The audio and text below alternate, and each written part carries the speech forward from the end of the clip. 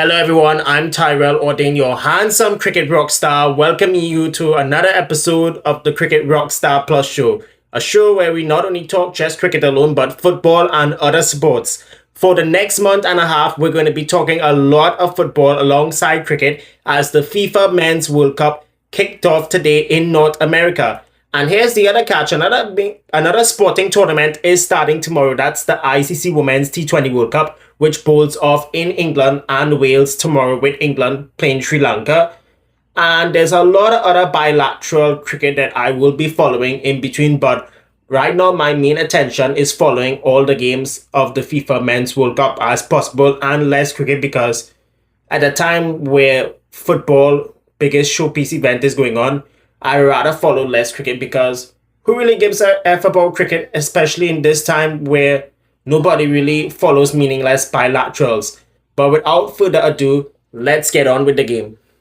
The 23rd edition of the FIFA Men's World Cup officially kicked off today in Mexico City Stadium, Mexico City, with co-host Mexico starting off its 2026 FIFA World Cup campaign at home with a solid 2-0 victory over South Africa in a match that saw 3 red cards, 2 late in the second half and 1 in the first half, 2 from Bafana Bafana and 1 from L3.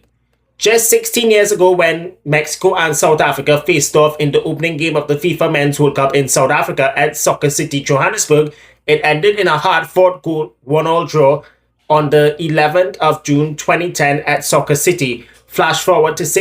Before I say flash forward to 16 years later, the opening goal of that 2010 World Cup came from Shabala, who opened up the scoring for South Africa, which was termed as a goal for all of Africa by commentator Peter Drury, one of my favorite football commentators on the worldwide feed. And there was that equalizing goal from Rafael Marquez, which equalized for L3.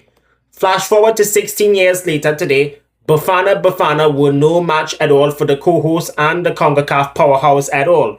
At a stadium in which Pele and Maradona have lifted the trophy many years ago, this L3 squad of 2026 needed a statement to erase the embarrassment of their early 2022 exit, and they got off to what has to be termed as an excellent start in the 9th minute.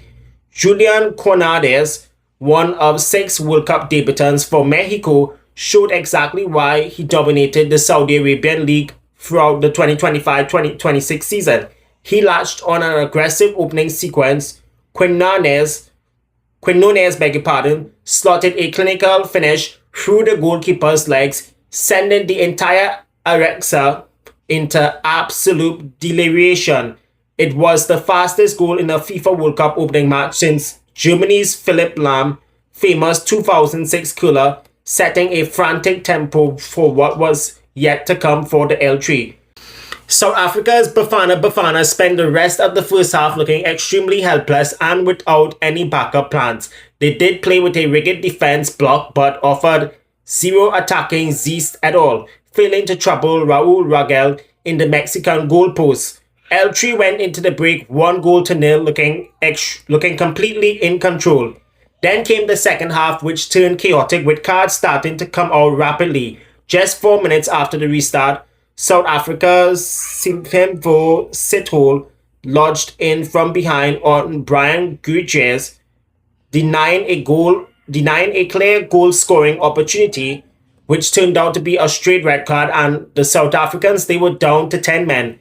South Africa was actually forced to sacrifice forward Lyle Foster, bringing in Talente Mahati, and Mexico in the second half managed to score their second goal to secure the points in the 66th minute with a pinpoint cross from the right flank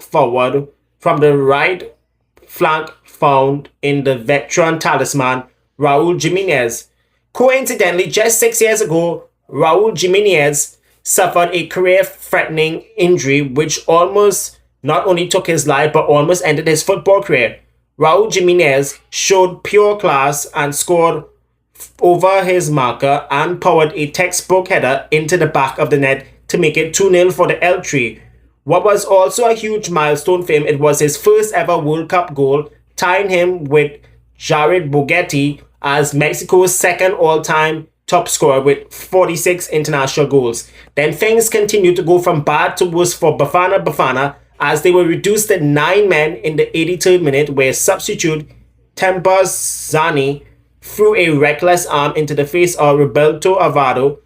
Following a sharp VAR review, the Brazilian referee had no choice but to upgrade the offense, handing Bafana Bafana their second straight red card for the afternoon.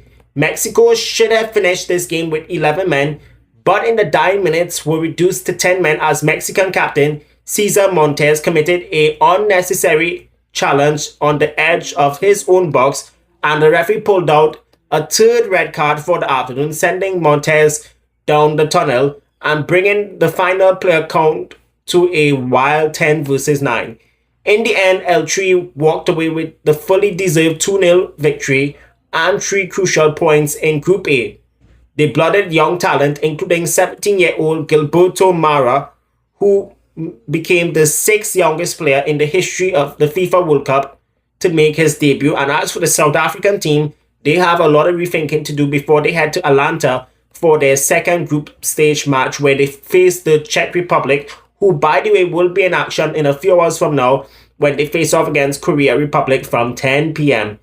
Given how 3 red cards came out in this afternoon's opening game of the World Cup, could we see more red cards rolled out for the rest of the competition compared to the last World Cup in Qatar, which only saw 4 red cards come out? Only time will tell.